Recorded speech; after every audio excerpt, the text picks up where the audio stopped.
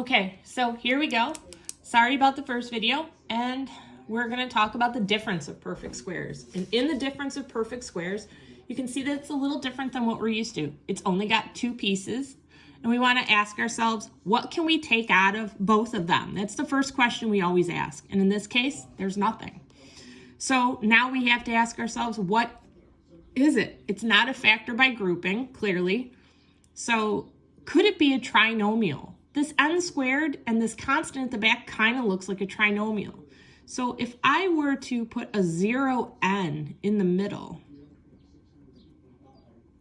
now it's a trinomial. Now I can solve that. But I have to make sure that my factors, when I put them together, will give me 0. Okay? Now the other thing that you're talking about here and why this is special and called the difference of perfect squares is because if you take the square root of n squared and the square root of regular 64, you're going to get that perfect number. The square root of 64 is 8. How do we get negative 64? By multiplying a positive and a negative. So when we do this, we set up our double binomial. We get n times n gives me n squared, and plus 8 and minus 8 gives me negative 64. Okay, so this is the difference of perfect squares. It's kind of quick, special way to factor. Okay, so we're going to look at these and we're going to see what happens. Okay, so we're going to start off by asking ourselves, is there anything we can take out of both of these? And there's not. So that means we're going to try to do the difference of perfect squares. 4 is a perfect square. What times what gives us 4? And that's 2.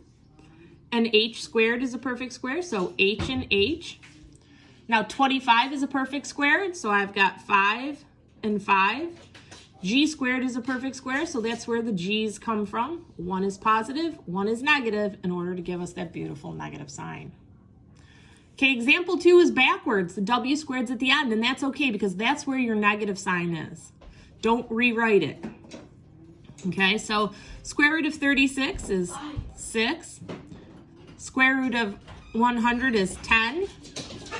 Don't forget it's w for the w squared. One is positive, one is negative. Okay, we're going to look at the next one. 32 and 50. Neither of those are perfect squares. So that means we have to, Juliana! Sorry about that. We have to take something out of 32 and 50. And in this case, we're going to take out a 2. If we divide 2 into here, we're going to get 16a squared minus 25b squared. And that's going to give me 2 perfect squares that I can break apart. So what times what gives me 16? That's a perfect square. That's 4a and 4a. 25's breakdown is positive 5 with the b and minus 5 with the b. Okay, this one again, they're not perfect squares, so we're going to see what can we take out of them both. And in this case, we can take out the 8. Leaves me with x squared minus 9p squared. The 8 drops down. This is a difference of perfect squares. 1x. No, you don't have to write the 1 unless you need to. The breakdown of 9 is negative 3 and positive 3. And don't forget the little p. Okay, so now we're going to look at what happens when it becomes an equation. And just like we had then, if you have that squared, all things have to go to one side. This is already done for us, so we're ready to factor this out. Perfect squares. You're going to get 5p and 5p for the 25. And for the 16, square root of 16, remember you can always do that in your calculator if you don't know, is going to give you minus 4 and plus 4. You're going to do your beautiful t-chart. We want to make sure that we're not making mistakes with this part of the problem. I got a lot of kids that are just they're moving it but not changing the signs. Remember, if you switch a number from one side to the other side, its sign changes. We don't want to make those mistakes and get this far into the problem and lose a ton of points. So you're going to get a positive and a negative. Okay, so for this one, we cannot do it the way it is. That 8's got to move to the other side. And when we do that, it changes the sign, and that is what makes it possible for us to do this. Okay, so what can you take out of 16 and 8? Well, you can take an 8 out. It's going to leave you with 2a squared minus 1 equals 0. We're going to factor that. Actually, you're not going to factor that because it's not a perfect square. 2 is not a perfect square. So this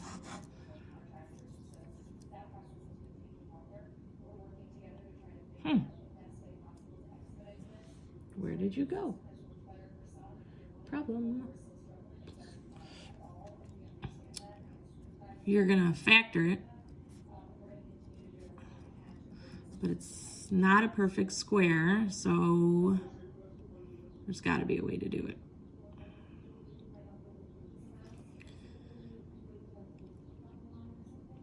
Because that's a 1 and that's a 2.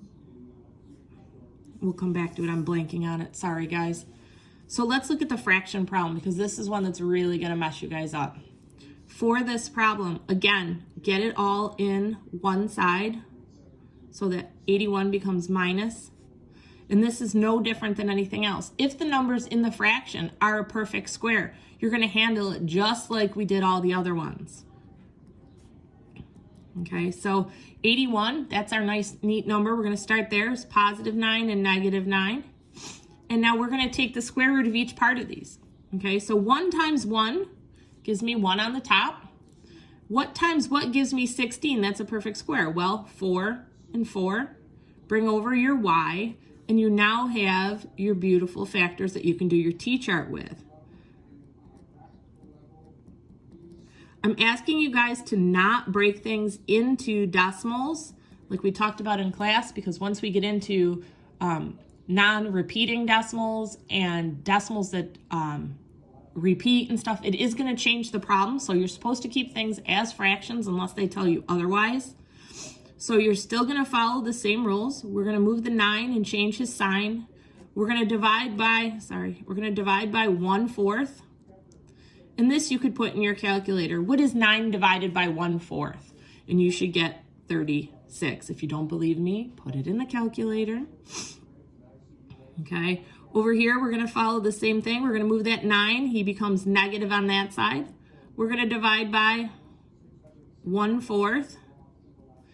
And we're going to get negative 36. Okay, we're going to go back up to this problem, because when I did it earlier, I didn't take 8 out. I actually took, where'd that problem go? I lost my problem. I wrote down the wrong problem, and that's why it's not working. Okay, so let's write down the correct problem. The correct problem, that's why it's not working. That's why lots of us are doing this, and I'm seeing it on our papers. Make sure you write down the correct problem. Okay, so what can you take out? Well, you can take out a 2. And this explains why it wasn't working. Okay, so now you've got your 2. You can break this into your binomials because it is a perfect square.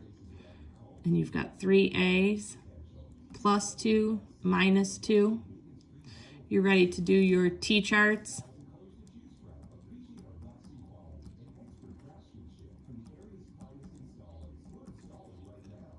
So we're going to move this 2 to the other side, making him negative. We're going to divide by 3.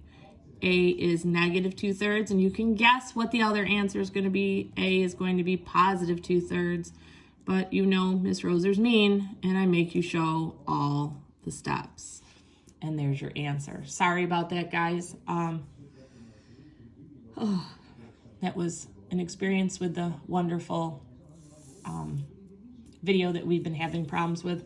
Tonight for homework, we're going to do 8-8 skills practice, 1 through 23, first column. Thanks, guys. Talk to you soon.